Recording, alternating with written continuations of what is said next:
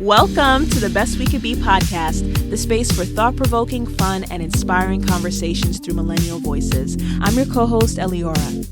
And I'm your co-host, Danielle. We're sharing and learning about what helps us grow in clarity, skills, and relationships. We're finding our way to live the best life we can. And we want you to join us on the journey. So let's get started.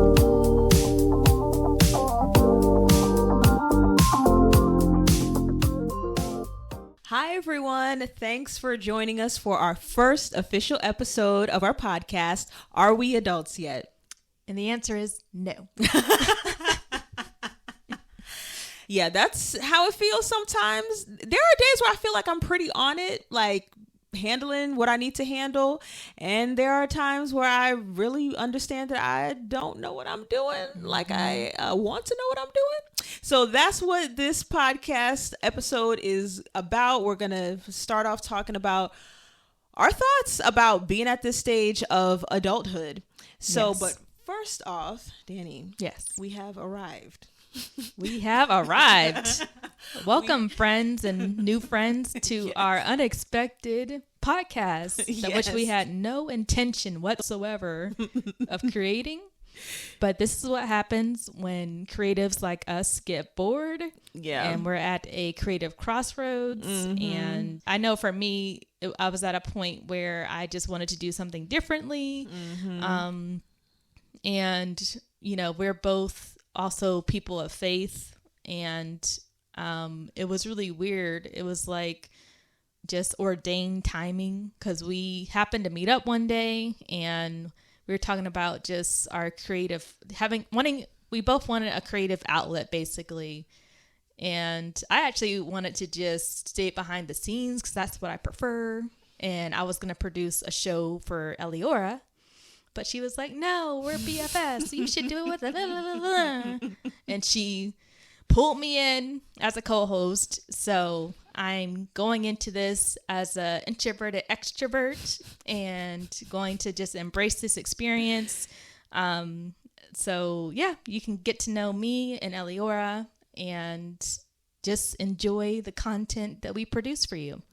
Yeah, because I come across a podcast with two co-hosts, and you know, looking at their content, I was thinking of me and you, like, you know, Danny and I could do that. Like, I could totally envision us doing that, but it wasn't a serious thought. It was, you know, a fleeting thought. And you know, I know we've always talked about working together in our different areas, you know, with you doing videography and me doing copywriting, and this was just something new. So when we came together and met up that day, and you were talking about doing a creative outlet, and podcast came up, I'm like, oh my gosh, like, what are the odds of that? Yeah. And so I'm automatically like, no, the vision is to do this together. Like, no, like this is not that I feel like I couldn't do it by myself, but no, like I feel like it's more fun doing it together. Yeah. And I'm glad that you asked me to, because, you know, we all get in our own head sometimes, and we listen to limitations maybe from other people that don't think we are able to do certain things. Right. So I was like, you know what? Yeah, this is something new that I can try. Plus it's with, you know, one of my best friends, someone that I admire, someone that I can definitely see us working well together, unless we kill each other by the end of this podcast. Y'all pray for our friendship. Okay. We're going to get through this. Let me tell you, getting this stuff together, and, you know, the technicality, just everything, the equipment, everything. So you listening to this episode really, really, you know, we really value it. You value your time. Please, as you know how things work on social media, on the internet, if you don't engage by liking or subscribing or sharing, then, you know, this doesn't really grow like we want it to. So we just appreciate you listening. Yes. So how do you feel like with us finally recording our first official episode, like considering, you know, all the work we put in on the back end? How are you feeling right now? It feels very surreal, I will say that, but I also feel excited. Like I feel like we're about to embark on something new. We don't know really what to expect, so we're just kind of, you know, jumping in head first. And we're both like type A planners too. So, you know, we took about certain things. Yes, on certain things.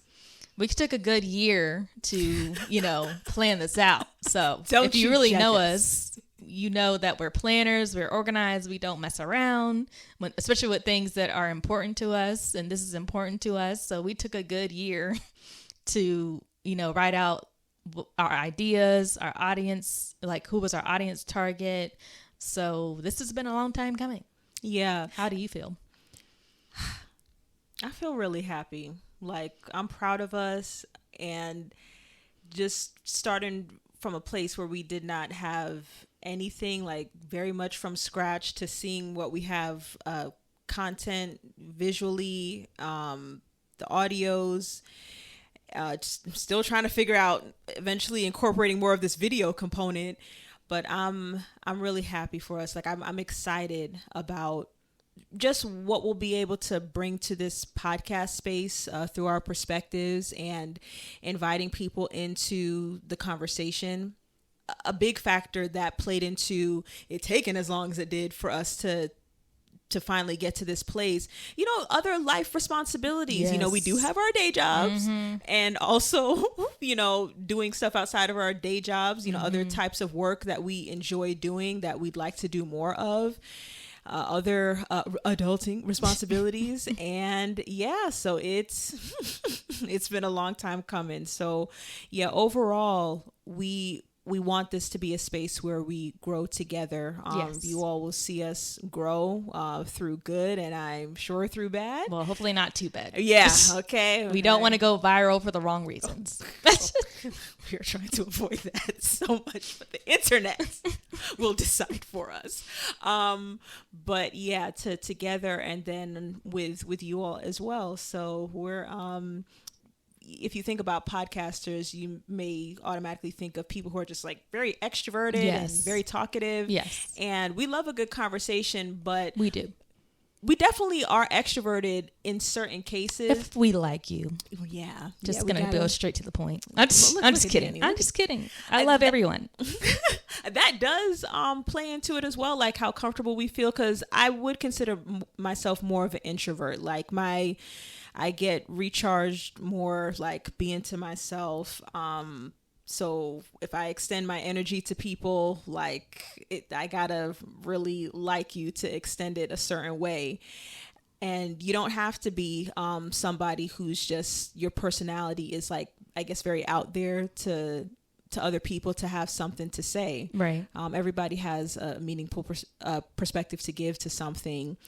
If something is on their heart, we've all been through life experiences. So Right. yeah, we've arrived at this point of our journey. I'm happy for us. Yeah. And I can also say, to speak on introverts, like if you're also an introverted person listening to this podcast, use us as inspiration to start your own podcast or whatever that project is for you that might call you to get out of your comfort zone. Yes. I've learned, especially after the pandemic, that I seem to charge more socially. I do love being around people, but more so the people that I'm close with and can be my authentic self with. So we're going to give you some more about who we are individually. So who am I? My name is Danielle. I would describe myself as friendly, ambitious, creative. And as I mentioned earlier, I would say that I am a, introverted extrovert. However, that doesn't mean that I'm not social. That doesn't mean that I don't know how to speak up for myself, because I know that there's different preconceptions out there about people that are more so reserved and laid back. But that doesn't mean that I can't, talk to people or whatever. It just depends on the environment, depends on the people, depends on the energy, et cetera, as Eliora mentioned earlier. If she feels like, you're someone that is, I guess, like would you say like a safe space, maybe? Yeah, I think that's a good way for to you to describe be it. your authentic self with. I feel like I'm kind of the same way. If you really know me as a person, I love to travel.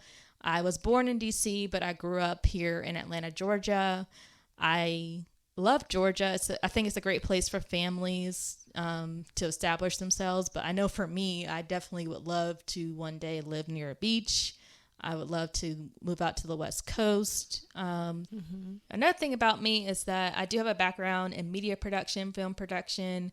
I've been able to work on big and low budget sets and have been exposed to all aspects of the film industry. So I've been on a journey with that, and also exploring my creativity with videography, photography, and now a podcast. Yes. So for myself, I'm Aliora, and I would describe myself as a very kind person. Sometimes. I'm just kidding. Hold on, Daddy. Hold on. I genuinely do love people, but there are definitely ways about people that can really get on my nerves. And I don't like to be around people that I just don't mesh with. But in my heart, I really do care for others. So, I would say I'm very kind, definitely a creative. I'm a perceptive individual. Like I'm good at picking up or understanding like the nature of things or like underlying things. Resilient. Yes. I've gone through, a lot of life lessons that have proven to me my strengths, even in going through weaknesses. So I definitely know I have that trait, and I'm an ambitious person. I'm not a person that's driven by like power, but I have big visions and things that I want to accomplish that are meaningful to me, that I feel like I will accomplish many of them in my lifetime. So, but I love my peace. Yes. So I'm not, I know hard work is needed to reach your ambitions, but I'm, definitely not a person who, I don't want to live my life as a workaholic. Yes. I also have a great sense of humor. I love to laugh. Yes. Always up for a good laugh, especially if it's witty. Like I love people who are like witty, clever thinkers. And I have a deep appreciation for nature. Yes. That really came about I have a limited appreciation for nature. Like growing up, like I love being outside, but it's definitely become, it's like more of a spiritual appreciation for nature. It really just refreshes me. I would say me navigating certain stresses of adulthood just gave me an appreciation for just being out in fresh air and sunshine and the peace and the beauty of the Creator's hands that he's given us to enjoy in the earth. So yes. I love being outside, and I'm really passionate about helping people live well, and that can look like a variety of ways. I love supporting people in learning about themselves, believing in themselves. I'm very much into understanding identity and purpose for myself. And I get very excited whenever I'm able to, in some way, help another person figure that out for them. I also love supporting people in accomplishing, it could be some type of external goal. It doesn't have to pertain to them in particularly, but something that'll really help them or help others. I enjoy She's doing the Black that. Mother Teresa, basically. But I feel like our generation across the board, like a lot of us are driven by that, more purpose driven, more than previous generations. I know every generation has, people who care, more about deeper things, care about people. But I really feel like that has been a thing about our generation, that we want to live a meaningful life. We're thinking more about like our emotional intelligence and our impact on the planet and all that stuff. Yes. So I feel like that's definitely been imprinted on me as well, the things that I care about. Yes. So, that's overall the pleasant stuff about us. And of course, in this growth journey through this podcast, we'll grow through ups and downs through our episodes. So we can also talk about like, what would we say about each other if we could put in our own words, like each other as a friend, as a person? You're definitely, no shade to my other friends, but you're definitely the most like dependable friend I have. Like, I know that you are going to do whatever needs to be done. If I need your help, it can be like a small thing, like, hey, like I need you to pray for me. And I know you're actually going to pray for me and not just say it. Or, hey, I need you to, for example, we had a situation recently where we were looking for someone to take care of our family pet. And we were going out of town and we're trying to figure out boarding. It was just very complicated. So I asked her if she would be willing to just stay in our house and pet sit. And she was more than willing to change around her schedule to do so and make it happen. And I know that I'm not saying she's the only friend I had that'd be willing to do that, but I know with every other situation I have going on that I might need help with, she's like my number one go-to. And that's a quality that you don't find in a lot of friendships, depending on what type of friendship you have with that person. But that's a huge quality to me that I think is profound in who you are as a person. But also you're very hardworking, committed. Like you said, you have a deep connection to nature and your faith and just your level of respect and love for the people around you is something that I admire. And I think that you also carry yourself well as a woman. I told you the other day that you're a fantastic woman. You just said, oh, I'm great. I'm cool. Like, no, like you're fantastic. Like whoever ends up with you, currently she's single, by the way, if anyone's listening. We are both single. That's just, but we are on the dating scene. But you're just a great person, inside and out. Oh, Danny. Thank you so much. That is one of the things, one of my top things about you as well. Like, Danny is a friend that you can rely on. Like, she is there for you, and she is very intentional about paying attention to your needs. Like, without even being asked, like if she, sees something, a way that she can help or just make you smile. Especially, she's a great gift giver. Yes. For birthdays. She is that person that will step in and go out of her way to help you as a friend in the way that you need. I think that's an important quality, that she extends herself in that way. She's a great listener. I feel like I can talk to her about anything. And even if it's different from her own life experience, she's very easy to talk to. You're very easy to talk to. And you give solid advice. You give sound advice. Some of like you may have friends like you love them, but you kind of know, like, if I need someone to give me reasonable, mature, advice, this person is not the person that I should go to. That's just not a strong suit of theirs. But Danny is not like that. You think through things well and encouraging me. Like when I'm in a funk about something, and just your words of remembering who I am, remembering who the Most High is to me. I really, really appreciate and don't take it for granted. I love like that we can do just about anything together. Yes. Like, I feel like you're a fun person to be around. Oh, and thank you. Yeah, like, and just we've just done different things, like just to try to do something new socially. We've done a lot of those things together, and I love that. I think that keeps our friendship fresh. Yes. So yes. But yeah, and Danny's definitely a creative. I think you have wonderful ideas, like for visual media. Thank you. And I can't wait to see more of what comes to fruition for that and the things that you do. But yeah, Danny's she's a beautiful person. She's absolutely a catch. Okay, just putting that out there. But yes, I love you very much, and I appreciate you. Oh, thank you.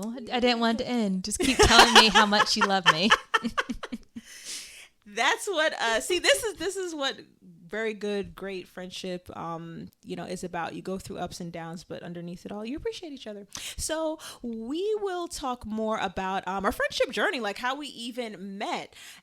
We realized that we actually grew up in the same area, but we did not meet until college. Yes. And that was when we were our freshman year, before the school year started. They were having some, I guess, like those orientation type of activities. And our college, their student housing, they had apartment style.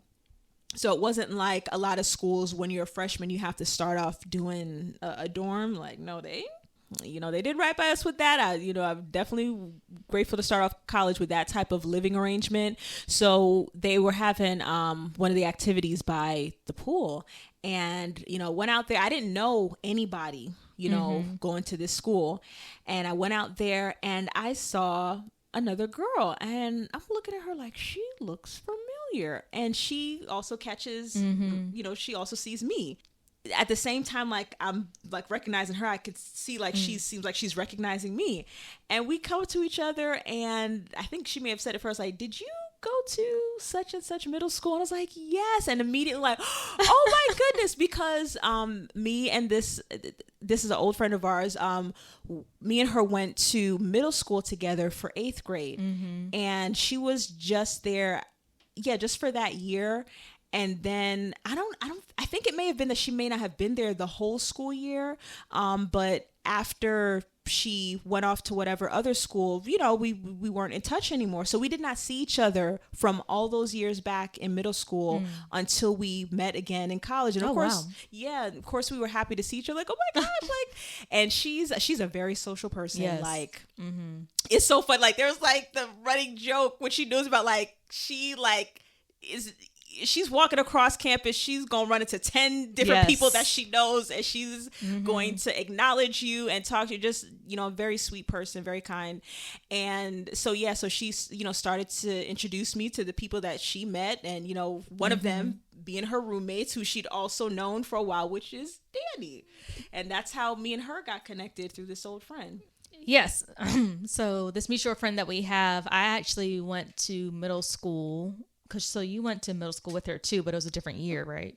Yeah, it was for 8th grade. Okay, I was in middle school with her from 6th to 7th grade. And we, were very close in middle school. And when I was applying for colleges, it was just one of those process of elimination. And I was talking to her about where she was going to school. And she told me the university. And I was like, well, I don't want to go to any universities within my area because I don't want to run into anyone in high school. I want to get away. So I went ahead and applied there. And the rest is history. I think me and you met that same day that our mutual friend, when you reunited with our mutual friend. But me and that friend were also roommates freshman year in a 4-bedroom setup. So we were already reconnected and, mingling, getting to know new people on campus. And then that's when Eliora comes in, and that's how me and Eliora get to know each other, through our mutual friend. Yes. Yeah. When I look back on that, and considering how our friendship has developed through the years, I feel like we were destined to be friends. Oh yeah, definitely. And I mean, to be honest, though, most of the friendships I've had, I definitely feel like we were in each other's lives for a reason. I don't think everything happens for a reason. You just meet people through different circumstances and choices. But I do think there are certain people in our lives, like it's written into our story somehow, for us to cross paths for whatever reason, and to go through life with each other to whatever extent. And I definitely know that Danny is, me and her, like, we're just supposed to be friends, and we have a long-lasting friendship ahead of us. So it was very, so through the years, she and I became, much closer to each other. And so while we were in college, eventually we became roommates. So before Danny, I had 3 other roommates, and those roommates, there wasn't an issue, like, from, at least as I'm thinking about it right now. But Danny was the best roommate that I had. And, of course. Normally, people say, like, don't live with your friends. And, I'm not saying that that's not true, because sometimes, like, it's better for you and your friends to not be in the same living space with each other. But with me and Danny, it was very compatible. Like, we did not, have issues. I think it helped that we also got to know each other beforehand. Yeah, too. It probably would have been more of an awkward, growth between us to become friends if we immediately became roommates. And also, I think we're both, like, pretty independent women. Yeah. So we're fine with, like, being in our own space. Right. And we're also very considerate people. That's like a number one thing. when you're living with someone is to be considerate of other people's space, their things, etc. But also, you were already living in that apartment before I came in with two other people that had, moved on. Three other people. Yeah. So you already established, your space. So I knew that I was coming into your apartment as someone new. And so I wanted to make sure that I wasn't stepping on your toes in any way. But also I realized, as far as like quirks about us that we recognize as roommates, is that Eleonora tends to stay in her room. She never really came out that much in the common space, like in the living room or the kitchen. She like came out maybe to get food or whatever, then went back into her room. Like I never saw her much anyway. I would tend to stay in the common room from time to time if I'm working on homework or whatever. I tend to like have the TV on and in the common room and going in and out of my bedroom, but you would kind of stay up in your bedroom. Yeah, like when we had friends over, and we did have friends over a good amount of times. Of course, I'm out socializing. It had nothing to do with Danny. Some of it's doing homework. Like if I'm doing homework, I just want to be in my own space. Like I know if I'm in my room, like I will not be disturbed because I'm in my space. The door is closed. Decompressing between classes, like I just want to be to myself. I don't want to and I very much got back into naps in college. Like if I had like I don't quite clearly remember those times, but I know I would be taking naps between classes where it seemed like you don't got much time. Like I'm taking this nap, okay? I need to rest my eyes and my body. That, and if I'm spending one-on-one time with the Most High, like having whatever. So I just liked my space, but it was never anything with Danny. We did a lot of things together. Yeah, we did a lot. Absolutely. Going out with, our friend group, but my home space, like, that during that time, I definitely loved my room. Also in our apartment, we had a special chair that we did not know would turn into a special chair that we nicknamed, or maybe our friends did that for us. I don't even know if I think our friend did name this chair. Basically, she called it the confessions chair. Yes. Because every time she would come over, to our apartment to visit, she would end up in this chair and just tell us like her secrets or, confess what's been going on in her life lately. And she would make a joke about every time I come over here, I just spill out all of my truth and all my dark secrets and everything.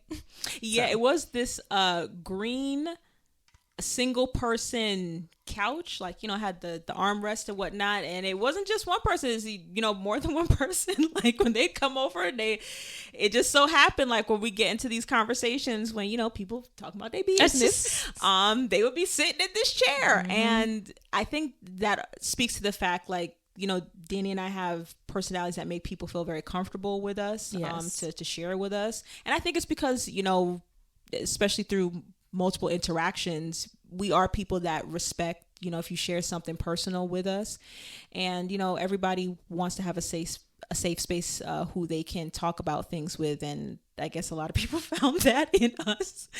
So yes. And as far as like our social life, a lot of that was shaped by growing more in our faith, actually. Oh yeah, definitely. Because during college, like, I had an awareness and a reverence for the Creator. I come from a family that is Christian, would say they're Christian.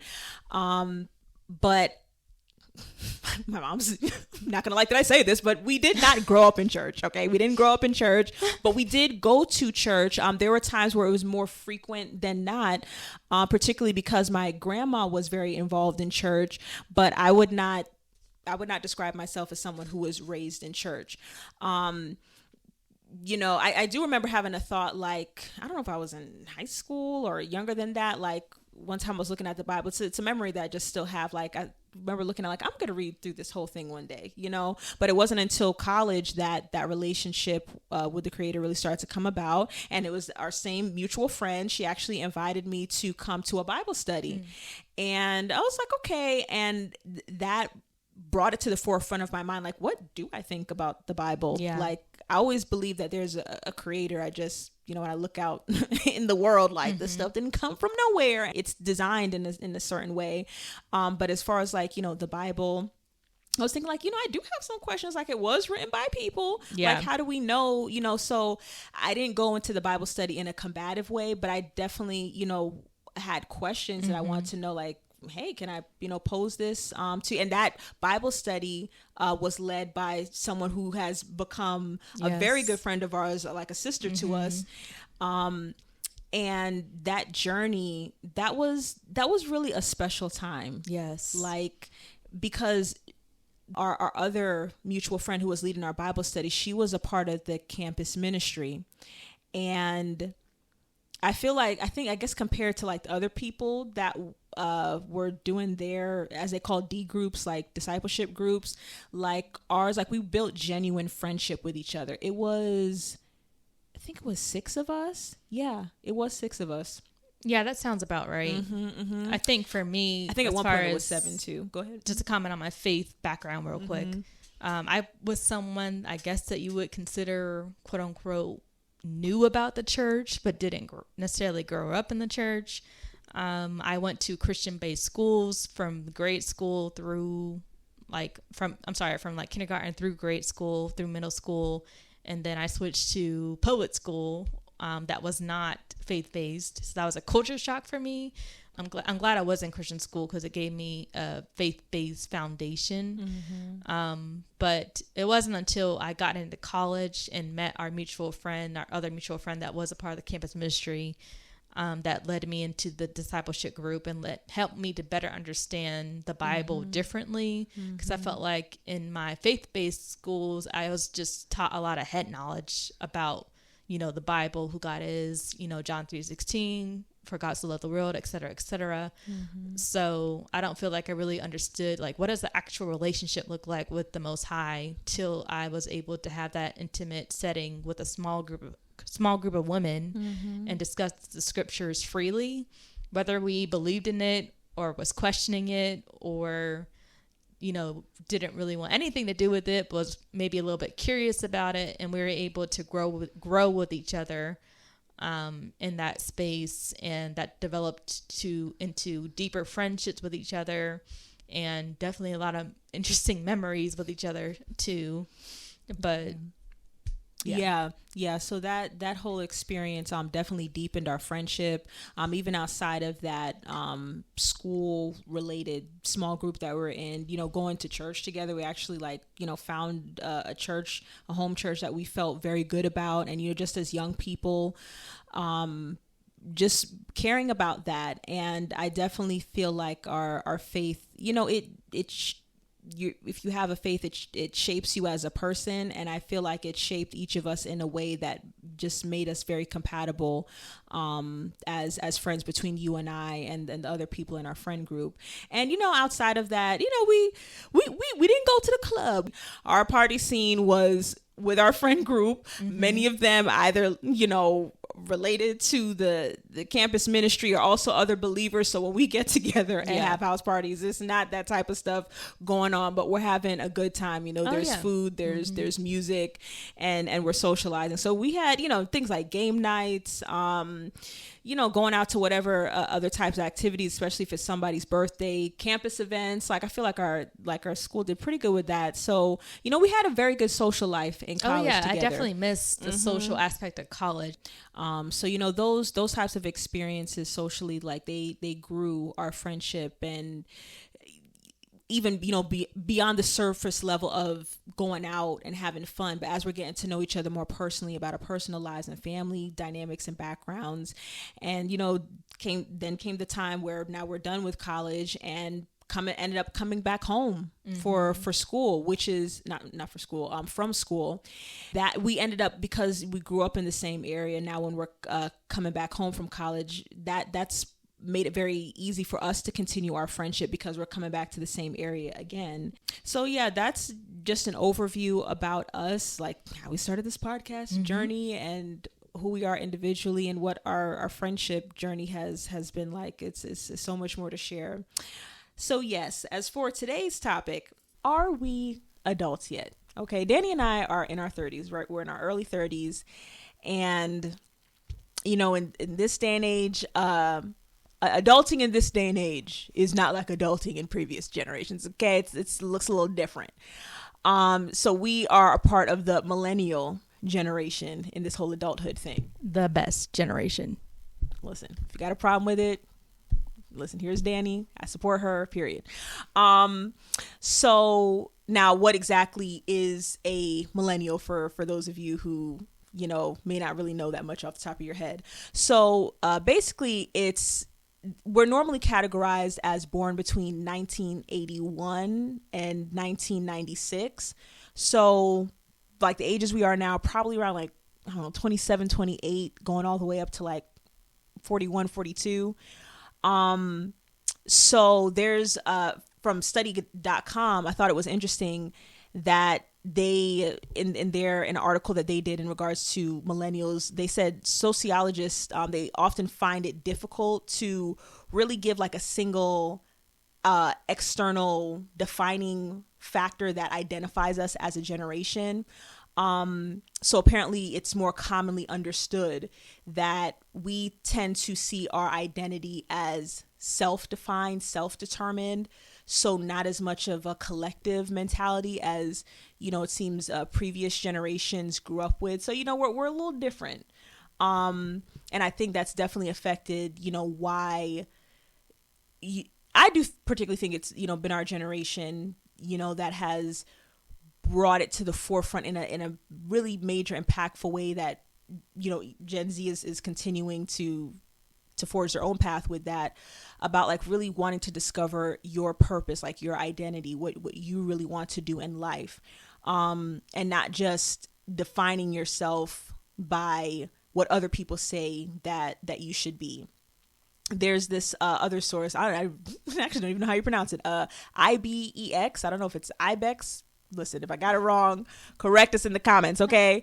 But they also noted that in regards to talking about millennials, also known as Generation Y, hence why the generation ahead of us, right? They're Generation X, the one behind Gen Z. So, they also spoke to the fact that as opposed to previous generations that let their parents really heavily influence, their career and education choices, we have not been like that. A greater amount of us have decided, that we want to be in control of this life that we're creating for ourselves, even if it makes us different, from, I guess you would call like our community of origin, like our families, where we grew up. We're not as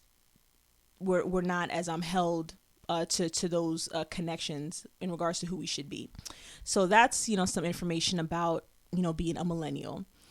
So at this point, all of us are of adult age, and so the question is, at what point are you really considered to be a true adult, like you're grown, like for real? And the way that I think of it, I think, like logically and practically as well. First off, like you're when you physically become a fully developed human, fully developed person, that's one of the factors of being an adult. But then the second part to that, I feel, is you have to have a certain level of mental and emotional maturity, because I'm sure that we've all experienced that, like people who were clearly adults, were around the same age, or the person's older than you, but they do not, their emotional intelligence is like, it don't seem like it's that much further along than teenagers, or they're just, their mental growth, their intellect, it's not as expansive as you would think it would be, for somebody who's lived a certain amount of years of life. So I definitely feel, if I, were to give my own definition, that those are the two parts that determine an adult. Yeah, I would definitely agree that on those definitions that is what is considered an adult, or from your opinion. Yeah. Because obviously physically things change, and we'll talk about later on this podcast journey how our bodies have changed even from our 20s to our 30s. Which is a whole nother conversation. Yeah. But what I would consider an adult is, I guess, being able to own yourself, being able to just, I guess, analyze like the good and bad about you and being able to work through it. I'm just reading off some of my notes here, but I said for me, what it means to be adult is you get to a point to where you realize childhood is over and it's up to you to achieve your your professional or career goals. And through your personal development and maturity, you start to own your flaws and heal your traumas to become the best person that you can be, which leads from our podcast, the best that we can be. So it really just speaks to how you get to a point at a certain age. And of course, it depends on your own individual experiences and those that you grew up around and those in your life. But it just speaks to how you're learning as you go along to own yourself and to also learn to love yourself too, which is something that I'm working on daily. Yeah. Thanks for listening to our conversation this episode. Now we're going to get into our segment, My 2 Cents, where you get to share your personal experience and insight or just what you love about the podcast. So to answer your question, what I thought being an adult was in my 20s versus what I believe being an adult is now. When I was younger, I thought being an adult meant having access to everything, whether it's a place, whether it's a purchase, anything, having access to all the spaces. And basically doing things when you want, how you want it. Now, as an adult, me personally, I've learned that unless I manage my emotions, I won't have access to anything. Because when you're young, we don't have, well, at least for me, I really didn't have a filter when it came to my emotions. So I would react accordingly. But I'm learning now it's better to respond than react. Because when you respond, it means you took time to process your thoughts. So I believe being an adult now is learning how to process your thinking, process your dreams, process your visions, but most importantly, process your emotions.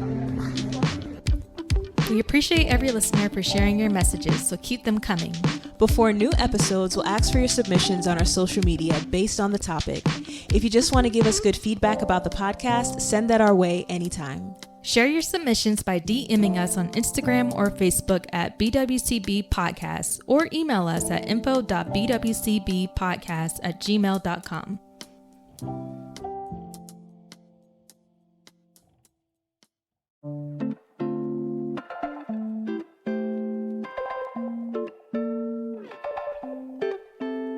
We all love clothes that make us feel good because they look good on us. But it's even better finding clothes that look good on us and have bold statements to remind us who we are or playful words to make us laugh. Kalila's Corner, that's Kalila's with a Z, is an online shop for uniquely made t-shirts that inspire confidence and joy through creative words and designs.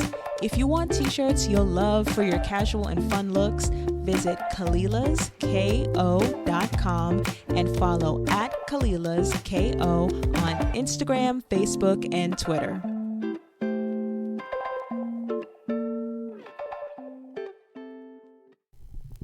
I definitely agree. There's accountability is a part of adulthood. That's one of the key things that when we're kids, our parents are trying to teach us is to take accountability. When we do something wrong, and also the good things about ourselves, to own that stuff. So that's definitely a part of the maturity I agree with of, what really defines you as an adult. So, that's the basic definition. And what we said tends to, like, that's not far off from if you look up the word being an adult, that's, those are some things that you will find in the description. Now, what our generation has birthed in us trying to figure out, what in the world does it look like for me to be an adult, is the word adulting. Adulting, yes. And it's funny because, so what does that mean, like, when we say that? And actually on dictionary.com, they actually got it in there among their definitions. So they said, of course, it's an informal term to describe behavior that is seen as responsible and grown up. This behavior often involves meeting the mundane demands of independent and professional living, such as paying bills and running errands. So there's this Time magazine article from June 2016 that talks about, trying to figure out what does adulting mean. And of course, they said similar, it's to behave in an adult manner, like activities that are apparently associated with being an adult. And what they also speak to that is like the context from that this came from really is us as millennials in finding our way. For so much of our journey, we've not felt like we were real adults, like really realizing how much that we don't know what we're doing. And even more strange when you're in your 30s and you feel like when you're in your 20s and you think ahead to 30, you're thinking like, okay, by then I'm going to be like much more stable. I'm going to have like things like 90% figured out. No. No, like not at all.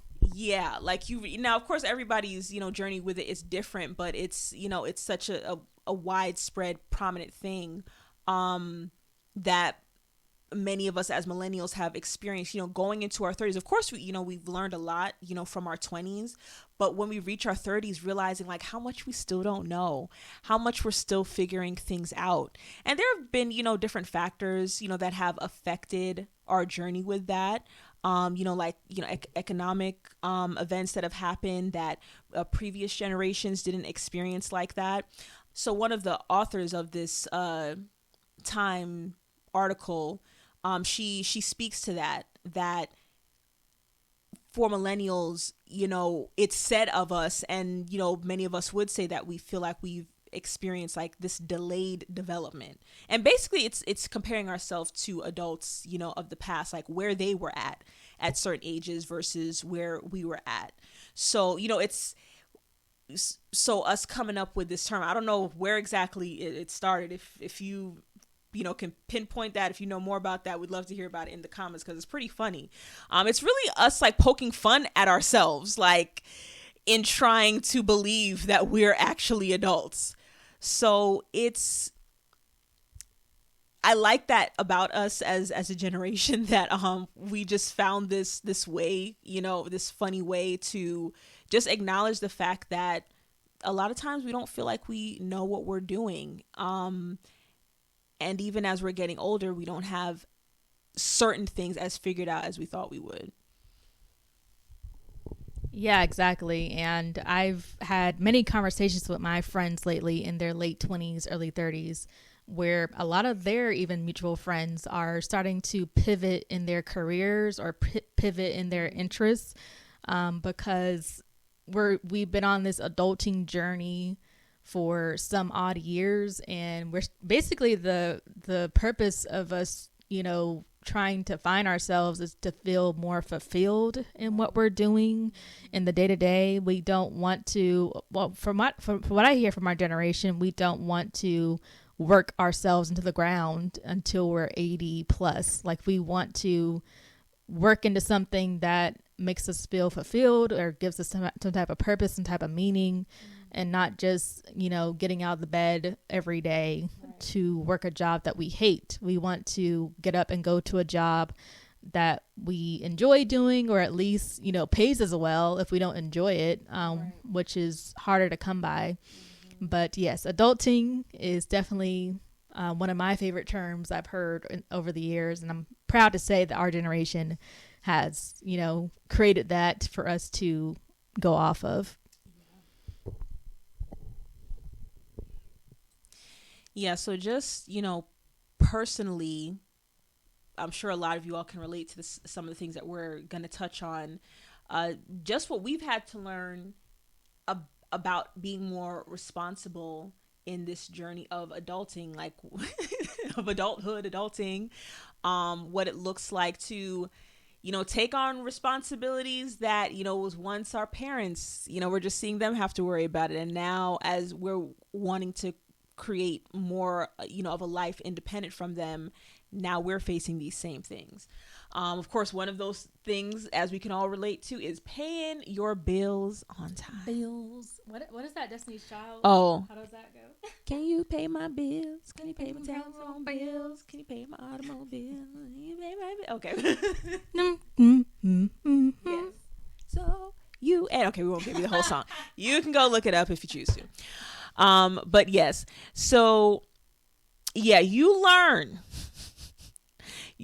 very quickly once you start having to handle, maybe like one of the first bills like we all start handling is our phone bill, right? That, compared to other bills, could be like one of the smaller bills. And then, goes to your car insurance. Then it goes to your health insurance, and of course may not exactly go in this order, but just, speaking to these different things. You got your own home, paying that rent. Okay, paying that mortgage. Let's have a moment of silence for the rent. Just a moment of silence for rent payers and homeowners and mortgages. Yeah. Right? Okay. We learn very quickly, especially with the bills that have to do with our housing.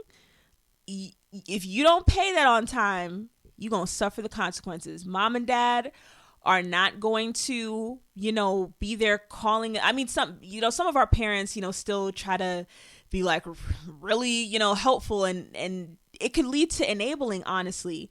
And that's another topic in regards to, becoming an adult. Like when you start to recognize, like, my parents, I'm used to them doing so much for me, but it's actually enabling me. But for a lot of us, our parents, once we reach a certain age, that's what they've raised us for, to be able to take responsibility and to be able to remember, like, when we got to do stuff. So, they're not going to be contacting us every month about paying our bills. And I'm sure a lot of us have learned the hard way. Okay. When your phone gets cut off and you're like, oh, I miss paying that bill.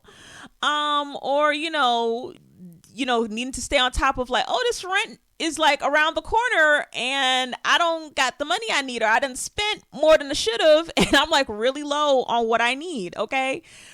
You learn about, like me, I have come to love using the timer on my phone, like reminders on my phone, and getting into calendar reminders, because I'm like, I need to be able to keep track of like things that I need to do. Okay. Bills are one of those things. Yes, and on our list that we have from our notes, we also have cleaning and handling, maintenance, and repairs for our cars. Because I don't know about y'all, but like when something goes wrong with your car, it just takes up half of your bank account, like the whole thing. Because recently I put, I think, about $1,200 in my car. It is, getting up there. It is like almost 10 years old, or about 10 years old, but still, regardless of how old it is, it's still like a good chunk of your bank account that's coming out. But our cars are, one of the biggest investments that we have. So to keep that thing going, you're going to do what you can to keep it going and keep it rolling on the streets. Yeah. But yeah, it's just, the bills add up, the expenses add up, and you just become more and more, you just kind of have a self-reflective moment, like, man, like, I took advantage of being a kid, because this is just, adulting is not fun. Yeah, definitely so. And like that joke of, don't be too happy about your money, because your car may hear it and decide it wants something on it to break down, and taking up your money. So we're, talk about with, those one-off repairs happen, but just like the regular maintenance, as Danny was speaking to, like, you start to learn, like, if I don't stay on top of this, I'm gonna suffer more for it later when certain things start happening with my car. Things like keeping your home clean, right? We start to really learn, some of us, may be more comfortable in a space of disarray than others. But I'm sure many of us have experienced when you get to a point when you're looking at your place and you're like, this is not okay. Like, these dishes, this trash, like, no one is here. No one's going to do this for me. No one's going to do this for me. I must do it. I personally like to stay on top of keeping my space clean.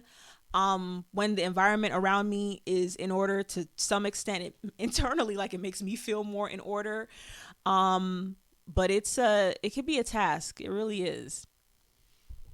Yes. And also one of the, I think, biggest things about adulting too, is just self-care. I know that's been another good thing from our generation. I feel like, well, I'm going to take ownership of it anyway, is that we really push self-care. Because I think the previous generation was more so about like, you got to work, or like you'll sleep when you're dead mentality. And we're like, nah, like that sounds cute, but like we want to sleep. Like we want to be able to get 8 hours or at least 7 hours. And of course, everyone's life is different. If you have kids or if you're taking care of someone, it's different. But it's definitely hard as well, for me in particular, to, sometimes get good sleep. And nothing could be going on in my life. It's just I have so many things in my mind, or I just can't get into a sleep REM cycle fast enough, whatever it might be. But sleep is definitely something that I think caters to becoming an adult, is like setting a good sleep pattern if you can get one. Yes, which is hilarious because, I know I was definitely one of those kids. And to this day, I'm still a night owl. But when you are an adult, I've definitely learned, like, I'm going to pay the consequence every time when I do not go to sleep, when I'm not getting enough sleep for myself.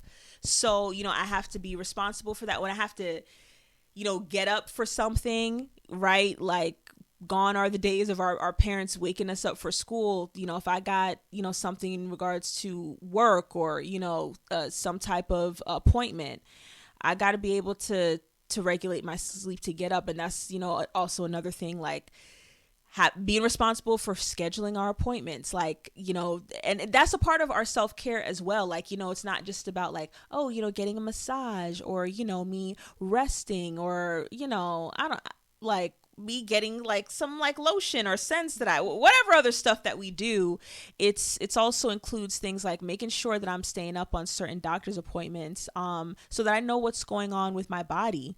The type of food that we eat, we really start to see the effects as we're getting older, that, we have to make those choices to take the foods that may not taste as good as the junk food we may like, but it is a lot better for our body, and learning to train our body that these things, actually, a lot of them do taste good. We just have to be better about incorporating it in our diet. So yeah, it's a lot. It's a lot of things that we learn in adulting, like what it really means to take care of ourselves. So to go more into our adulting journey, are we adults yet? We really just kind of analyzed like what life lessons have we learned thus far in learning about ourselves, interacting with others, and basically making those big girl decisions. So one of those for us, the first experiences about a big life lesson that we both kind of had a lot of reflection in is, what did we expect like going into our 20s, and how did reality hit after college?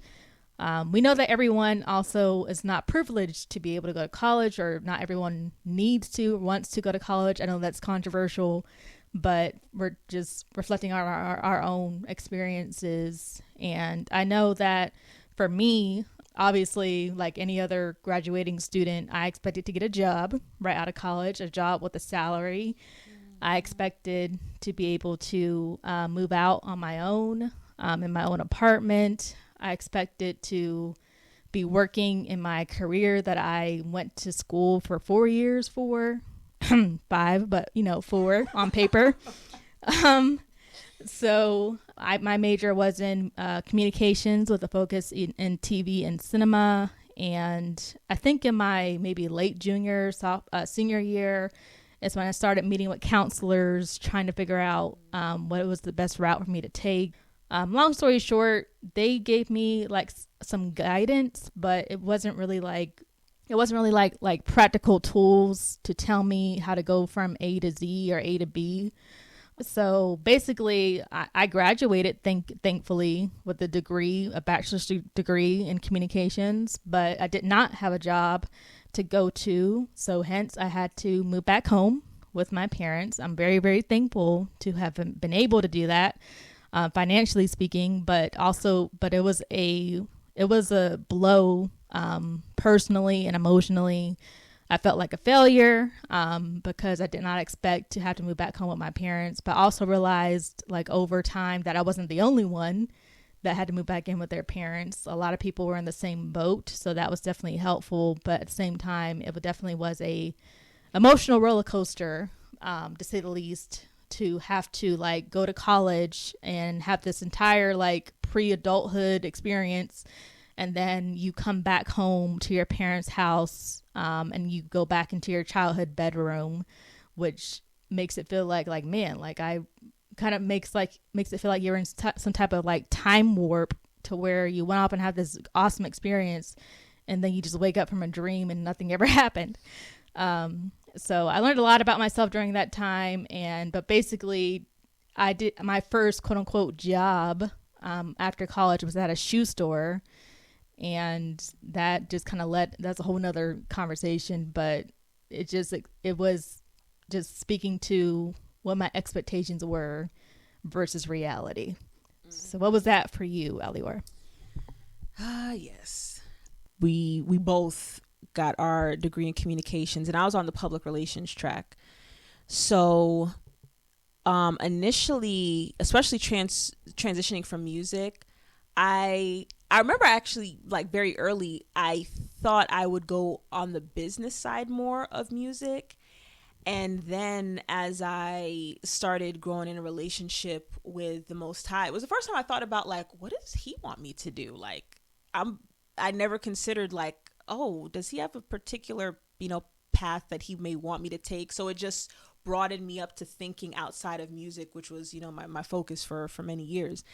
And I thought I became, my heart opened up a lot to like nonprofit work, because I've always loved like, helping people and things that are meaningful. And I just never considered it. So like, oh, like, yeah, nonprofits need, communications professionals.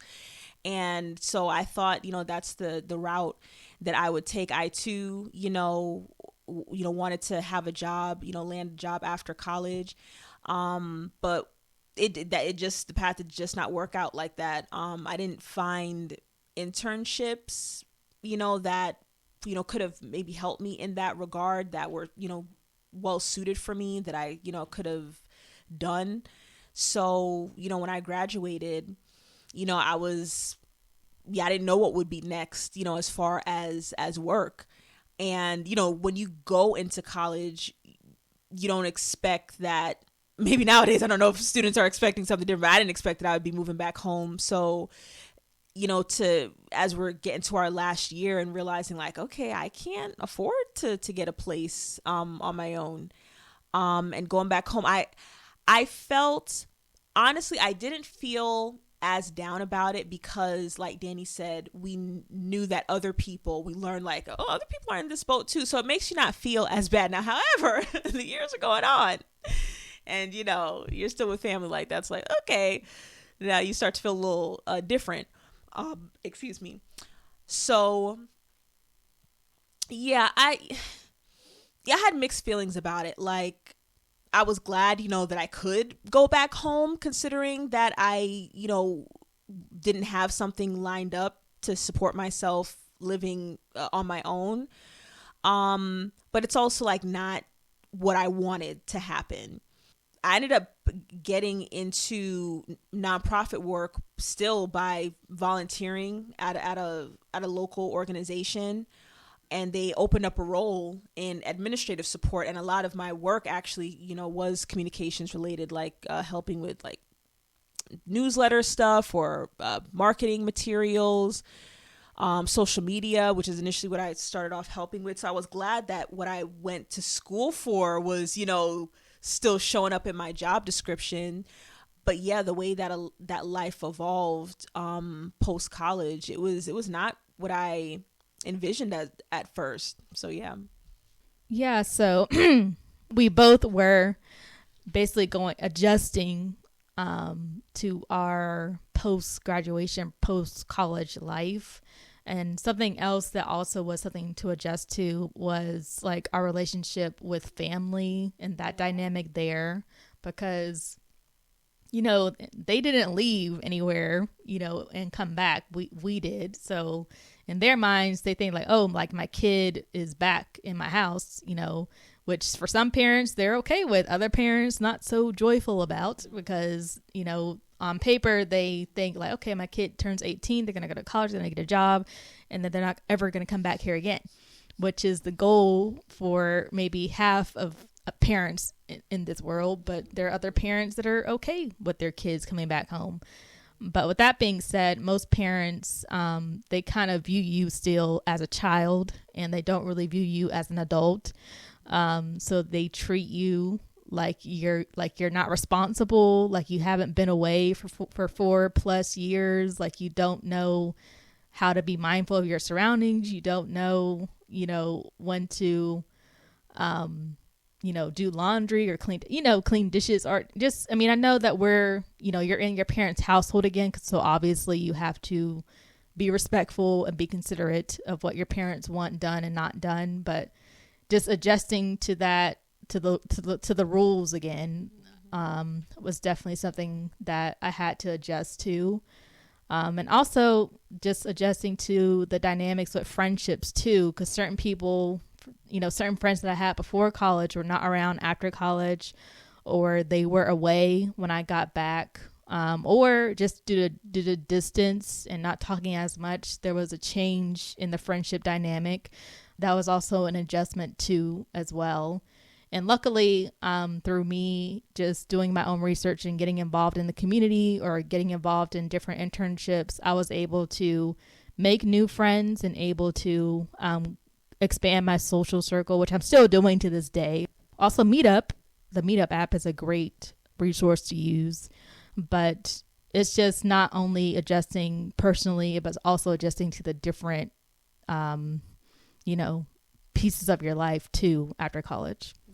Yeah, I agree. Coming back from college, my relationship with my family was definitely different. And again, that was definitely influenced by, you know, me growing spiritually and just being more mature in my thinking in regards to certain things. My last year of high school before going off to college, I remember like I did not want to be around my mom a lot. You know, I was ready to go. Like you get to that point of angst, like once I get out this house, like, you know, the freedom I'm going to have, and just like start counting down the days. And coming back home, I definitely believe that was the start of me and my mom, like in general, like me and my mom get along, but like I just definitely remember like that last, you know, year of high school leading into college. And then, you know, throughout college, you know, things were good. And so to come back now, you know, now as an adult, you know, living at home, and having that day-to-day interaction, I noticed that, you know, we definitely meshed better. But of course, like Danny said, you do run into where you feel like your parents are not grasping in certain ways, like, hey, I'm still an adult. And I did feel like that with my mom too, to a certain extent, you know, like having to carry myself in a way, you know, to remind her that who you're dealing with now, you know, in her early 20s as an adult is not the same person, you know, who left your house as a teenager. And the relationship with my sisters, there was more maturity in regards to that. So I'm grateful, you know, for that. Friendship dynamics. Yeah, one of the first things that you experience, you know, when you're leaving college is being separated from friends. Me and Danny came back to the same area, so it was easy for us to continue our friendship. So I would say, like, for, you know, it seemed like for the first few years after college, like our core friend group that we had, like, you know, pretty much stayed intact. But, you know, as the years have gone on, you know, some friendships that I once had are no longer. And the part of that is like learning more about myself. And so realizing like certain friendships that are, just not compatible anymore. It's, certain friendships, as it happens, like you grow apart, like just naturally, like nothing is said. It's just something that happens, and having to deal with that. Dealing with, now being in the workforce, having to be responsible, for, I had a little bit of that experience, like doing like campus work, but that's still a little different because you're a student. There's, leniency with certain things. You're not working a full-time schedule. Now, when I had my first full-time job, that was, I remember feeling like very proud, like, okay, like we're starting, girl, like, this is a good place, at the time, like, that I wanted to work at. But very quickly, of course, you get acclimated that, you even if you may like where you're working, there's still operations that need to be run, and you need to be responsible. I had to be responsible about the time that I'm getting up in the morning, again, like the time that I'm going to sleep. When I'm having deadlines for certain things, even especially in that environment, most of my coworkers, the people that I work with more closely, they're older than me. And so that was an interesting experience, like navigating, like I know that I'm an adult and I'm in this, adult space, but I clearly feel a difference between me and these other people that I'm working with. And I would say they definitely had the mentality to treat me like an adult, but still, like, they know they're older than me too. And so, you see that dynamic come out in certain ways.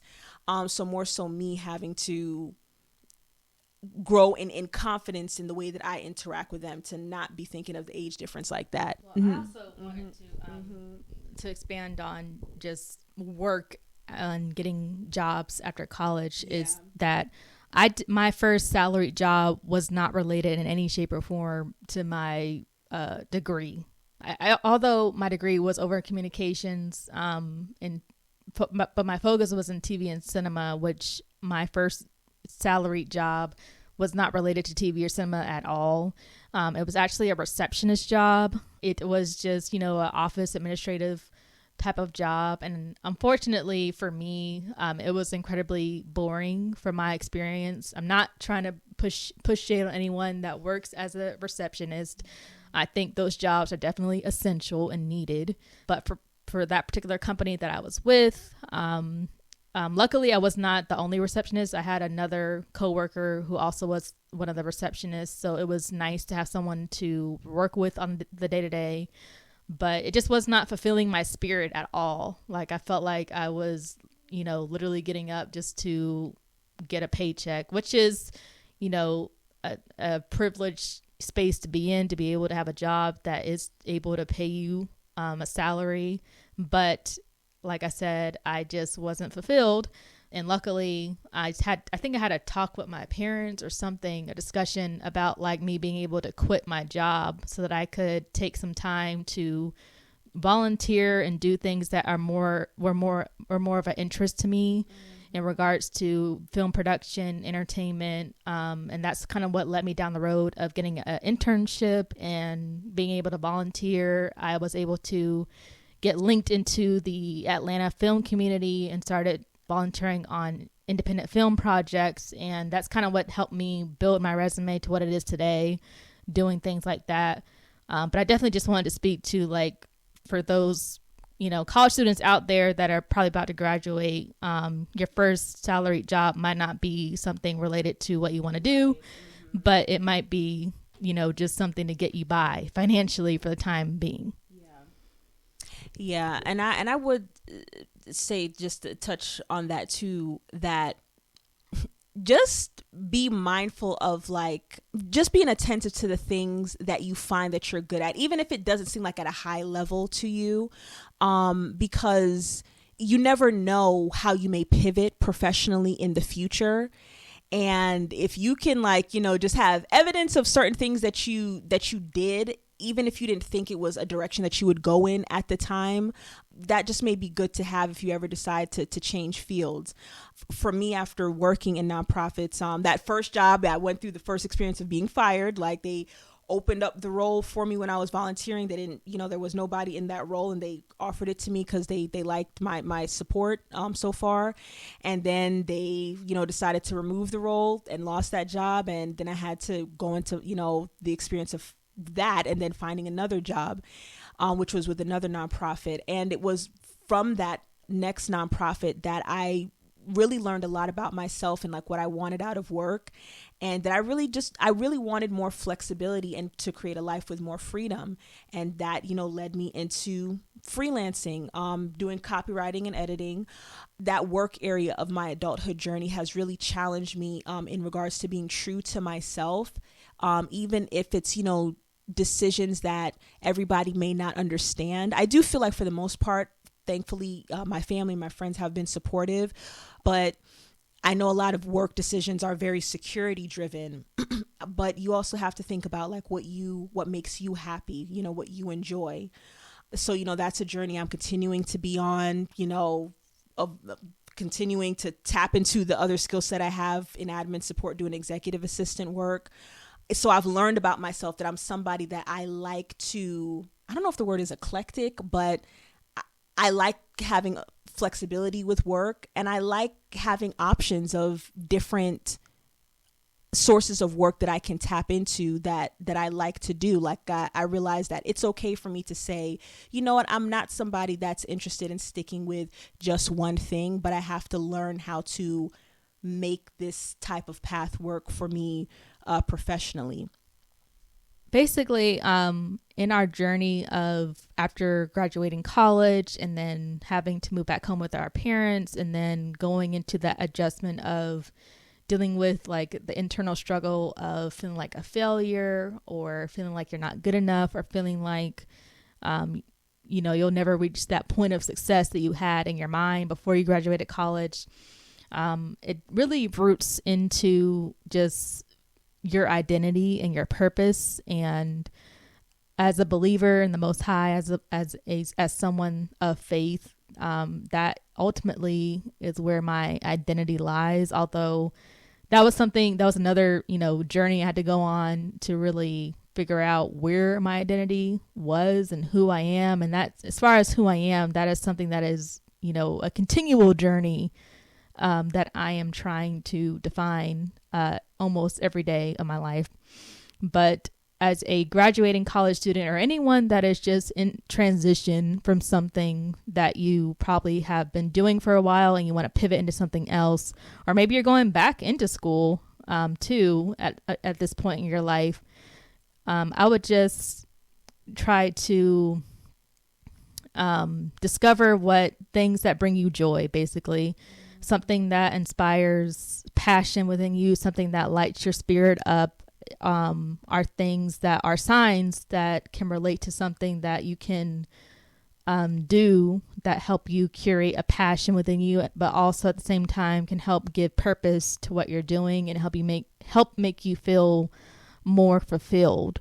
And we wanted to bring light to our generation in adulting, because we felt like adulting has gotten in the way of pursuing our own passion, and we wanted to find ways to make a balance between making money and pursuing our own passions. So I know for me, what that looked like was after I got my first job after college, which was in retail, shout out to retail, at a shoe store. I was able to work it out with my manager. And since I worked part-time, I was able to take on another internship within entertainment. And it helped me to kind of expand my experience. It also helped me to learn more responsibility and balancing different things at once. And of course, through the support of my parents, because not everyone's, life is the same.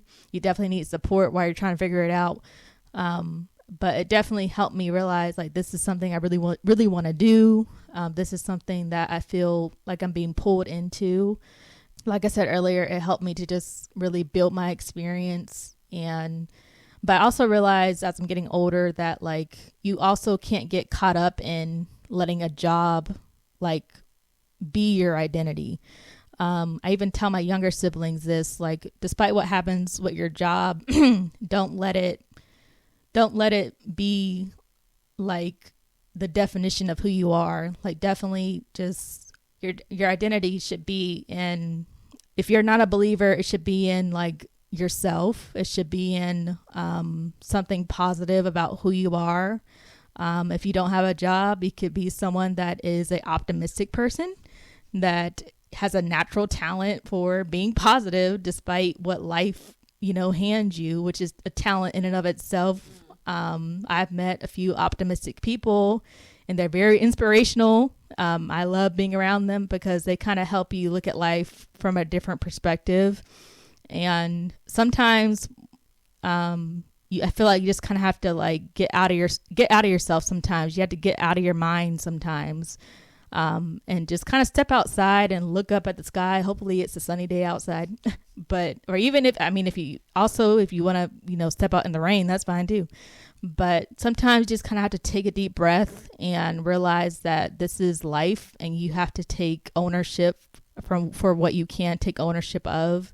Of course, invest in therapy if you're able to. Invest in your social circle, for your friends or family, those that you feel comfortable being around, expressing yourself to. Talk to them too about what things they see you could be doing that they think would bring you joy, to help kickstart your path on down what gives you identity and purpose. But ultimately, what I'm trying to say is don't take yourself too seriously in trying to figure out your purpose and your passion, because ultimately it's going to come to you at some point. You just got to start somewhere.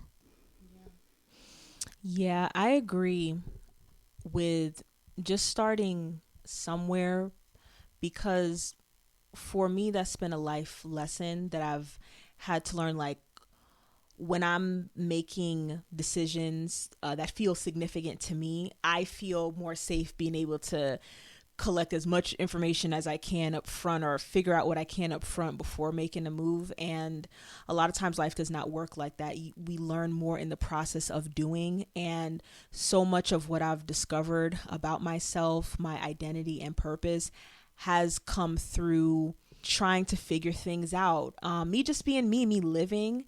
And I think you said this, like, when trying to figure out which way to go, people in your life can be very helpful for that. I like to put it as patterns in any situation are very helpful for revealing the truth about something to you. And when it comes to like finding like, who am I, as, I'm this adult now, like, how do I really know myself? How do I really figure out, where to best contribute my efforts in the world? I would pay attention to like patterns in your life where you find that people, tend to gain a lot of value from you, tend to express the value that they see in you, as well as if you can identify some type of pattern in the things that you enjoy, the ways that you are. I would say, like Danny, if you remember, you were the first person that referred to my way with words as a gift. Like, I never thought about it like that before. I know, speaking well can be a skill set, but I never thought about it like as a gift that the creator gives you, right? You think of like, people who are like, can heal, or people who can, prophecy or sing. You can sing. Well, there's that. She can sing too, by the way. We're not going to get too much into that, but but yeah, it brought him like, oh yeah, like all these different, any type of skill set that is good, like that comes from the creator. I never thought about that. And it really made my focus in communications more meaningful, which is what led to like the whole nonprofit thing. Like, wow, I could use my gift with words to help nonprofits doing great things connect with supporters that are going to give the support for their cause that they need to like spread, whatever services they got in the world. And then even, transitioning into copywriting and editing, that's what makes me feel very motivated about. I wouldn't say it's my greatest passion in life, but it's something that is very meaningful to me because it combines two things that I love, which is words and helping people that I really resonate with, in whatever industry that they're in. Like, wow, like you're doing something really good. Like, this is really unique, or just something valuable. I would love to help you put into words what it is that you offer from what you enjoy doing so you could connect with people who are going to best benefit from it, people who are going to best benefit from it and support what you're doing. So, that started with a friend, and when I thought from Danny, I thought about, it's made me more attentive to other times in my life when people had pointed that out about me. And that's just one, example. So it just goes back to the point, like Danny said, this whole adulthood journey, more than you physically becoming this fully developed person, who you are becoming internally is really what are the things that are defining you as an adult. Not and where you are internally, it does affect where your life lands externally. But I think a lot of times we look too much to our external circumstances as more of the defining factor of what makes us, who we are.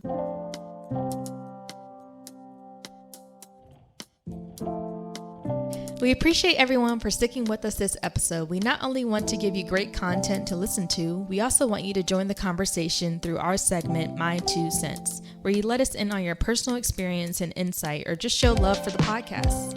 Keep an eye out on our social media when we ask for your submissions before new episodes based on the topic. To give us good feedback about the podcast, you can share those messages anytime. Share your submissions by DMing us on Instagram or Facebook at BWCB Podcast, or email us at info.bwcbpodcast@gmail.com.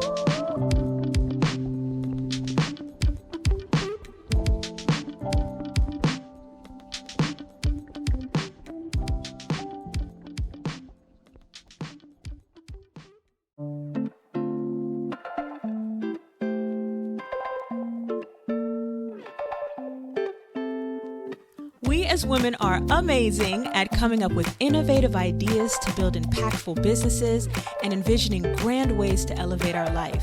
But many of us get stuck trying to make our desires our reality and would really soar with attentive professional guidance. As the owner and coach of Soul Strategy Coaching, Brynja Bain loves helping women gain confidence and skills to go after their big dreams in life and business, with a special place in her heart for women of color.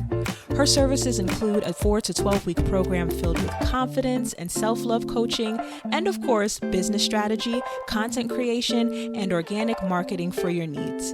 If you want a coach who feels like a friend and gives you honest feedback, connect with Brynja and learn more by following at Brynja Bain on Instagram and YouTube.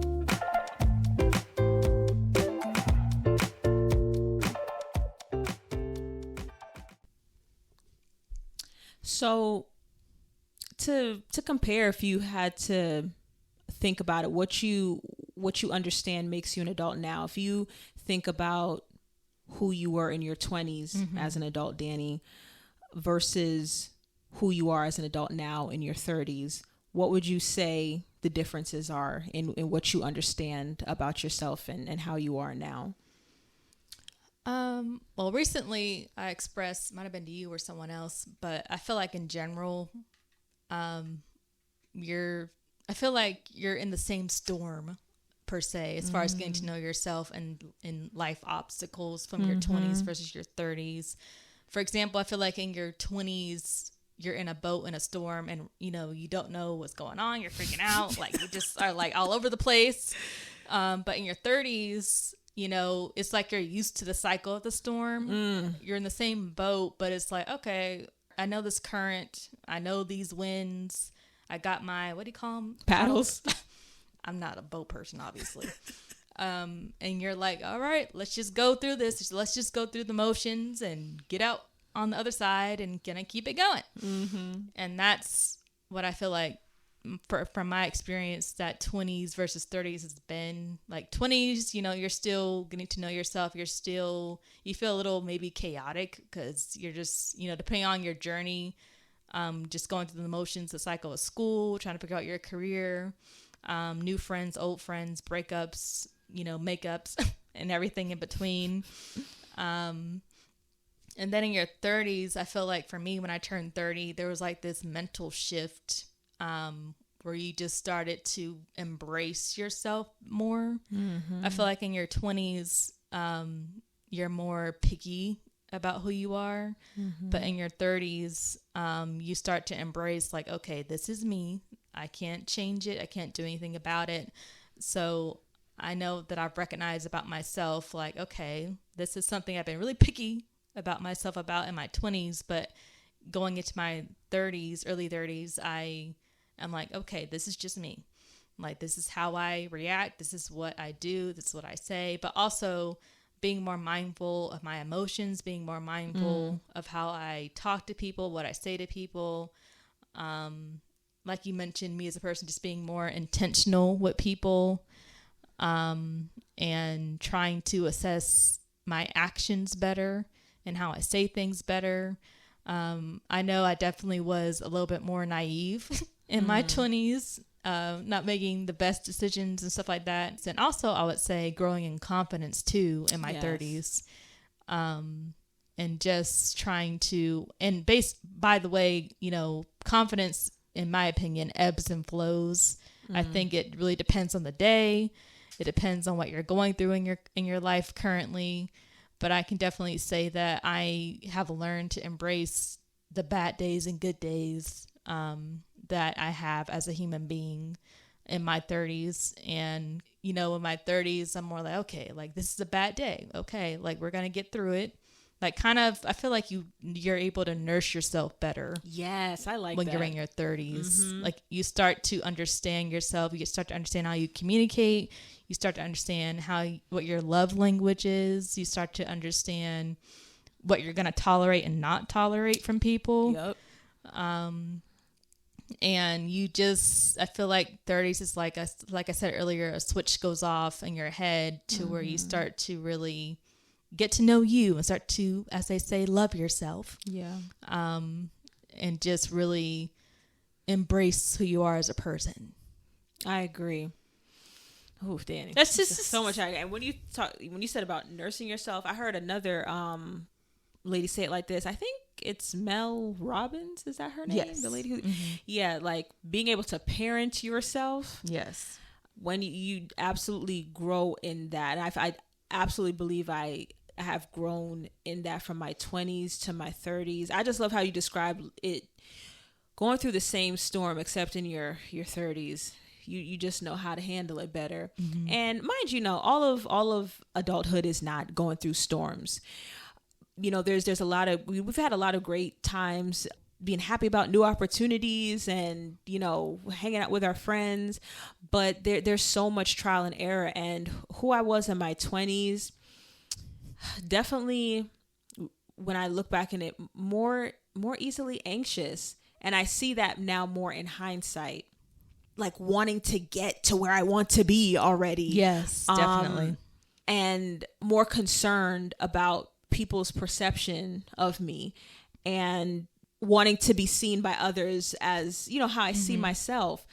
And just I had less clarity about like the type of path I wanted to take to get to where I wanted to be. And I think a lot of that changing in my 30s has to do with confidence, like me being more confident about this is what I really want. And when I'm clear about what I want, that gives me more clarity for my path. When it's less influenced by, how is this going to come off? How is this going to look? Yeah. It just clears the pathway for me to move in the way that is most authentic to me.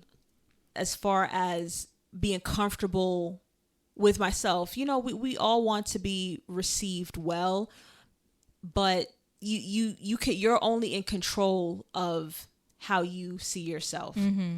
And just an overarching theme for me, I would say, has been letting go in various ways. Yes. Learning to let go, acceptance of what I can control and what I can't control.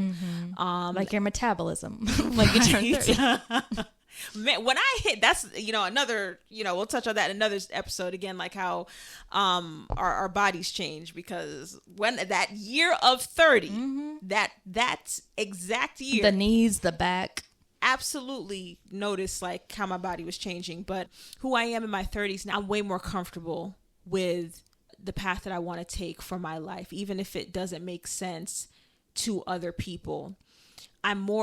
I'm more clear about my identity. Like I know there's more to learn. Like, I'm not even, at my 40s yet, but I'm very clear about who I am. I feel like as clear as I can be at this age of my life. I'm very clear about, particularly like, when it comes to work, understanding that this is a part of who I am. This is something that I'm doing as a part of my livelihood. This is something that I'm good at, but this does not define who I am. I'm very clear like about what my actual purpose is.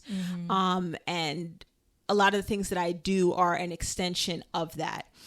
I'm more clear about the types of relationships that I want to have, the types of friendships, the types of experience that I want to have with friends. Now, mind you, having the time, with my friends that I want is something that definitely gets in the way. Yes. But I'm more clear about the people that I am best compatible with. The type of qualities that I really value in other people that I want to be in my circle, and the types of qualities like this does not mesh well with me, or I do not like this. And I'm not going to let, because I like other parts of you, or, we've known each other for this long, influence me to keep up a friendship or relationship, that there's another area like this clashes with something that is, a core part of me, or something that I really value. Like, this is not okay with me. It's just not going to work long term. I definitely know I've grown in forgiveness. And again, this is something like that's part of in hindsight too. When you start to care more about like healing, and me learning to sit with myself more and pay more attention to my emotions. I'm way more attentive to my emotions. I'm still a person, I feel like I'm more in my head a lot of times, but as I've become more attentive about what's going on in my body emotionally, it's led me to realize, there are things that I was holding on to that I didn't think that, because not at the forefront of your mind, you're not thinking that you're still holding on to it. So I'm grateful that I've changed in that way. So it's just a lot of changes, and I am grateful for it. The biggest thing, like learning how to let go, what comes with that, what's happened with me is learning how to go with the flow more. Like when things come up, like inconveniences, I still get frustrated. It still happens, like, oh my gosh, like why, but I calm myself down much more easily. That idea of parenting myself, like that other side of me that talks to myself like, girl, there's nothing you can do about this. There is nothing you can do about this. You just have to, this is out of your control. Or like, okay, you made a mistake and you just got to own it. There's no point in you stressing about it. Like, oh my gosh, like you're not, just own it. It happened, and be mature about it. Right. So I'm grateful for those ways that I've grown. Also, not only in acceptance of myself, but, life experiences teach you how to see people better, like being more accepting about people, that things that you may have frustrated you that you wanted to change. You just learn that everybody's going through their own life journey, and no matter what parts you agree with or not, people are going through their journey in the way that is meant for them, or based on their choices that only they have a right to make, because it impacts their life. And being able to better understand what life experiences have made people the way that they are. And I think that's definitely grown me I've always considered myself to be like compassionate and patient, but I definitely believe in my 30s I've gone to a higher level of compassion and patience, and I think that definitely is affected with me having more compassion and patience for myself. That part. Yes. That has brought a lot more joy and a lot more peace into my life in my 30s compared to where I was at in my 20s. Yes. And speaking of like going into our early 30s, it's been interesting too to see how our friends have also grown into other chapters of their life. In our 20s, most of us were single, dating, but now in our 30s, our friends are now engaged or married, or one of our close friends, she's married now with 3 kids. Another one of my best friends from high school, she's been married, but now she has 2 kids with one on the way. So it's definitely a transition that I'm witnessing of seeing my friends go into different chapters of their lives. And even I'm realizing it within my social circle how I didn't realize that I was becoming like the oldest, you know, in my friend group, because I was like the first one to go into 30. Now at 32, which is witnessing my friends just now get into 30, has been a little surreal for me too, to witness how they're freaking out like, oh my God, I'm turning 30. And I'm just like, it's fine. Right. Like, it's really not that bad. 30 is not that bad at all. Yeah, so it has been interesting to me how my friends and my siblings, because there's my sisters and our brother, and also my cousins, have changed through their adult years. Like, I remember parts of their earlier stages figuring out certain goals and responsibilities for their life and developing into or being less aware of who they are and who they want to be.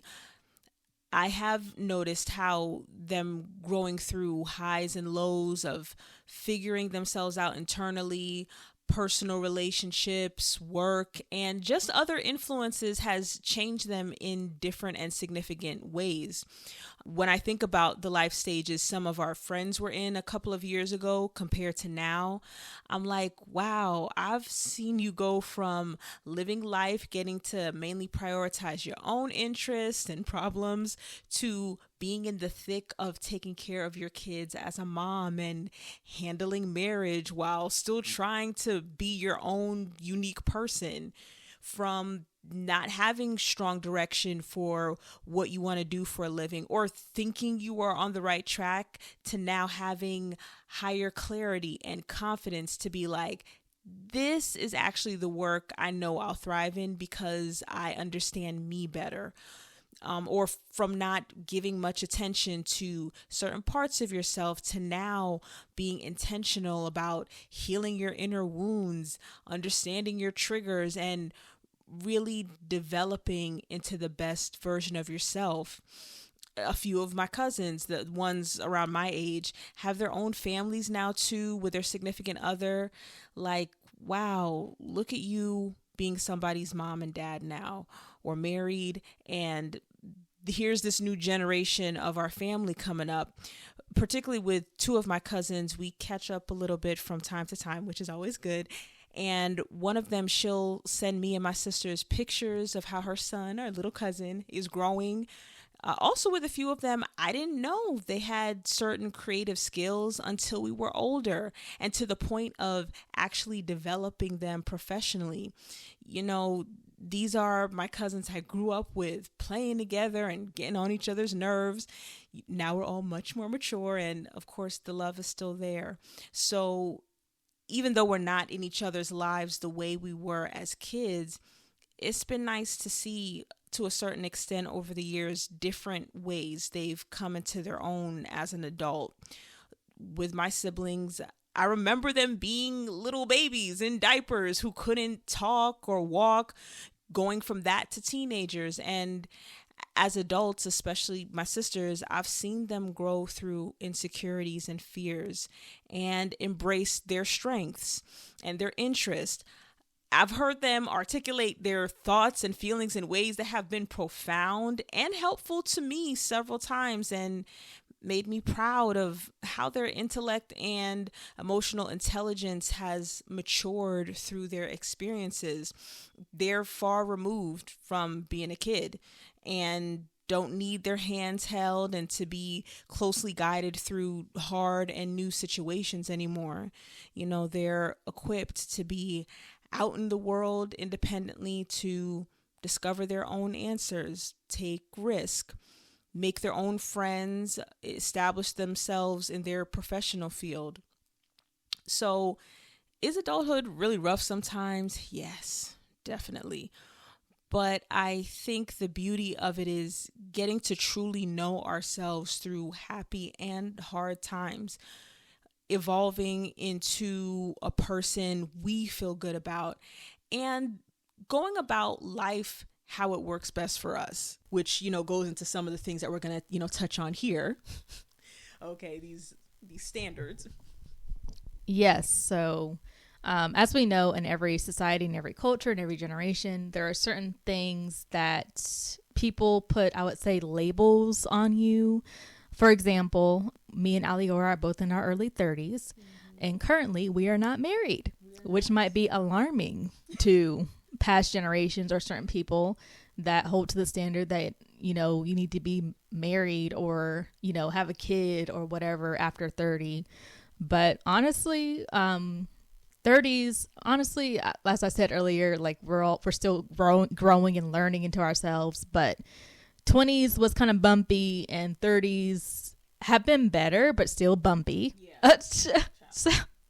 So one of the standards that I know that we've heard people talk about is, being married and having children, and especially on single women. There's a different standard, as we know, when it comes to men who are single and 30, like they're allowed to live their best life and be single. But for some reason, in American society, at least, or maybe most societies, I'm not sure, they think that if you're a single woman over the age of 30, then something is wrong with you, or, you get more questions like, why aren't you married yet? Why aren't you dating, et cetera, et cetera.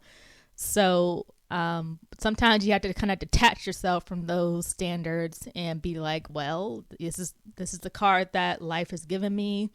Like, yes, we are obviously dating. We are obviously in the world being social. But, if that time has not come yet, that time has not come yet. So stop punishing me. Yeah, I think, when it comes to us as women, and I know in certain cultures there's that pressure on men too, like they're not a man yet if they're not a husband or a father. But I do think across the board, a lot of that lands more on women. And I think that relates to, in a lot of cultures, not seeing a woman as a person the way that you see a man, and, not recognizing, I guess, like her womanhood as legitimate as manhood, like in terms of like being an adult. Because like you said, Danny, when a man is pursuing more things of self, like that's acceptable for his personal development, it's understood why that's needed. And I think past generations have not really understood as well as we're understanding nowadays that experience of personal pursuits is really, important for a woman. And depending on how life goes, that may affect when she gets married, when she has children. And, a lot of women still do want to be wives and mothers. So it's not even like it's dwindling down and we're going to stop existing. Like, it's not like that. But I definitely don't think that that's something that in terms of definitely women and men, like that's something that should define us. That's one of the aspects of life that can refine us as adults, because of that responsibility of building life so closely together with someone, raising someone. But that's not the end all and be all of learning how to be responsible and how to, deeply care for another person as an adult. Yes, I completely agree. And another adult standard to cancel is having your own home, because one of the, I think, things from a past generation is that people at this age, they probably have their own home, a whole family, a pet, a dog, or something. Like they have the white picket fence image that I guess was the past American dream that our prior generations wanted. And for our generation, for most people, no one usually owns a home in their early 30s. Props to you if you do. That's, great. But most people are usually renting a home or a townhome, or they might be in an apartment. And it's just harder to figure out how to best start your home ownership journey when you're still, figuring out life in the first place. And if you are a homeowner, person, if you have the knowledge, definitely feel free to reach out to us and, give us some resources and some tips, not only for us, but also for our listeners. Because that's definitely something that I am starting this year, is to begin my home ownership journey. And there's so much information out there already. I'm always on YouTube University. getting tips and tricks for everything that I'm trying to do. I know that owning your own home was definitely something that society kind of held us to a certain standard to have at a certain age. And maybe that's more so on the flip side of things. That's maybe more so for men to have than for a woman, because I think in our society, women are supposed to be married off, or at this point, you know, they're supposed to be quote unquote owned by a man at this point. So you're supposed to follow the lead of the man. So I think maybe there's more pressure on men to have their lives together after 30 than there is for a woman. So in that regard, I guess speaking to men that feel that pressure, like you can just detach yourself from that image, because I think these days most women should be a little bit more lenient. Not saying that these guys should be lazy. They definitely should be ambitious and still, you know, going after their careers. But, you know, life can be lifing sometimes. So be a little lenient and patient with those that don't have a home yet. I think, like we touched on earlier, like the big thing that's challenging these standards for us, and us like rethinking, like, should this have as should I be holding on to this as hard and fast as people have before about what really defines me? You know, we touched on our generation as millennials really broke forward, you could put it like that, in a way that previous generations didn't, in regards to wanting to forge their own path, even if it wasn't in alignment with what their community wanted for them, whether it's, you know, your immediate family, your family overall, the church that you go to, whatever town you're from. I believe, you know, a lot of generations, you know, were achieving certain things, you know, at certain ages, you know, like marriage and parenthood and home ownership, because a lot of those choices were influenced by meeting other people's expectations. Whereas our generation is really trying to figure out, what do I want? And in me trying to seek what I want, that may not look like me attaining certain statuses, certain roles, or certain material things as at a certain age. And again, you know, something like home ownership, that does teach us major responsibility. But it's also, we're living in different financial times on top of us, you know, taking different paths to find out like what we want to do for a living. So that is affecting, you know, our decision to own a home, because that's a big decision. Like when you own a home, you have to, unless you know, like you're renting it out. And normally I think a lot of times if you're renting it out, you probably live in the area. Like it's easier for you to do than as if you live out of state or out of town somewhere, right? So it's still, even if you rent it out or you're purchasing it for yourself, you have to think about, is this the place where I want to settle long term for this investment to even make sense? Everybody's not coming to the same conclusion about what home looks like for them. And that's also affecting rates of home ownership. I will say that I did see some stats that said that as of this year, last year, that we have finally actually reached like around half of us, like our millennial generation, are homeowners. Cause I think it was like just like back in 2020, like it was still under like 50% of us that had achieved a home ownership yet, in comparison to older generations, you know, when they got it around our age.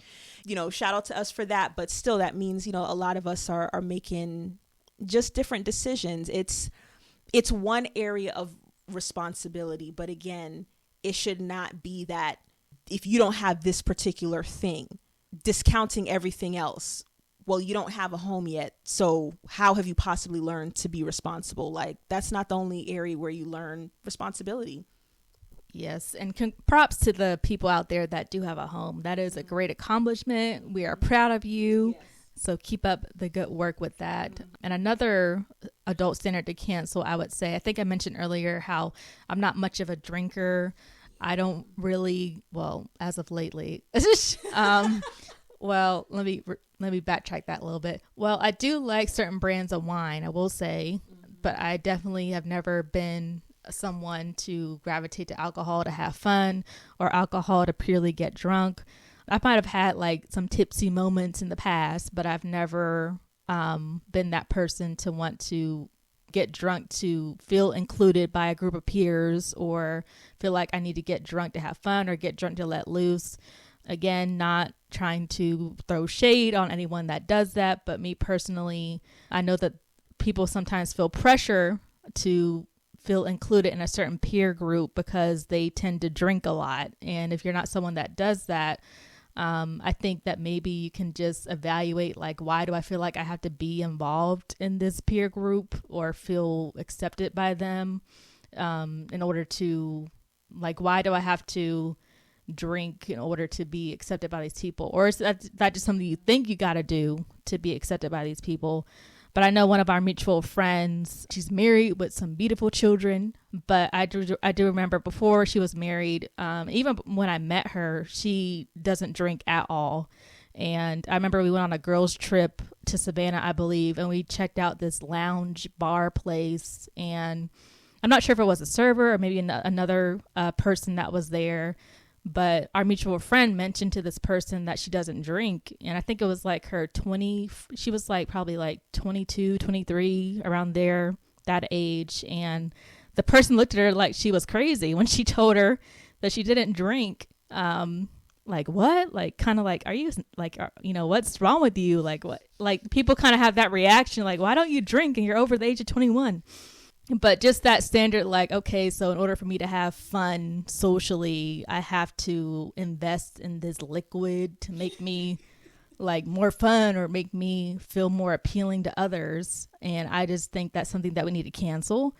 Yeah. And people show up in certain peer groups how they want to show up as. And I think that it's best to just accept them for who they are.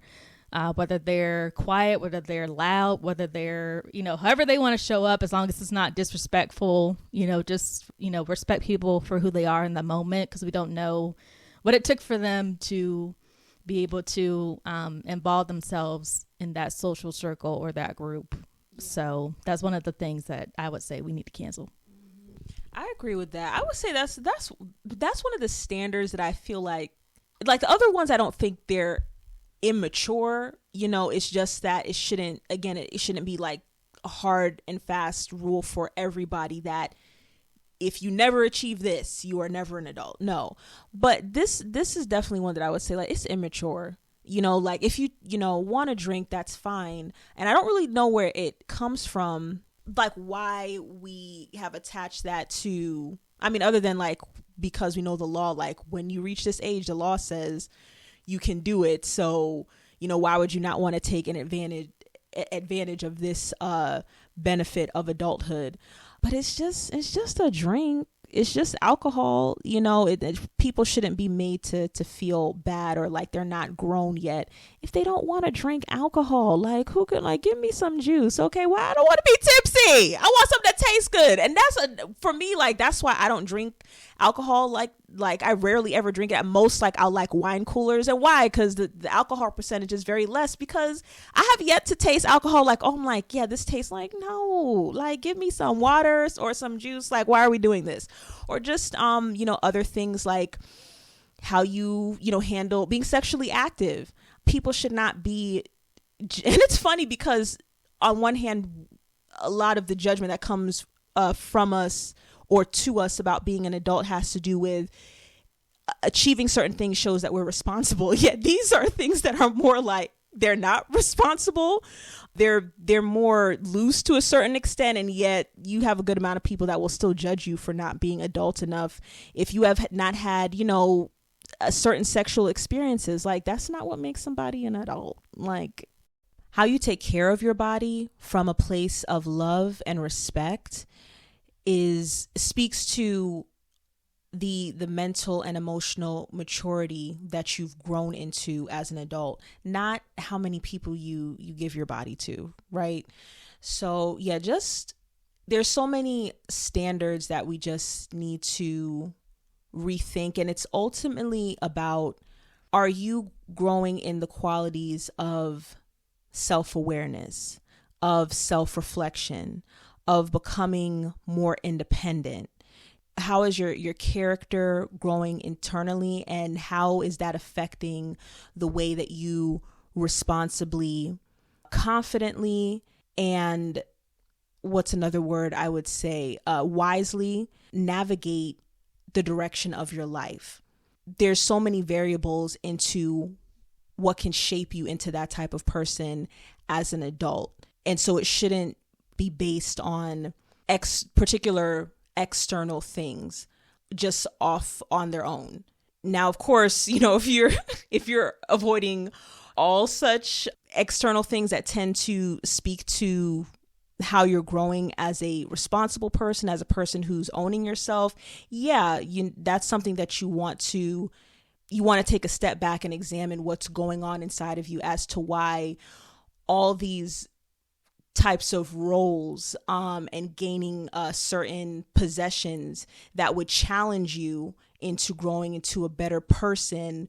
Why does it seem that you keep trying to shy away from those things? Sure, but don't hold hard and fast to one of these things in particular to make you feel more of an adult. It's really more than that, more than how you choose to dress. When it comes to women, there are stereotypes about if you dress like this is what makes you more of a woman. This is what makes you more grown.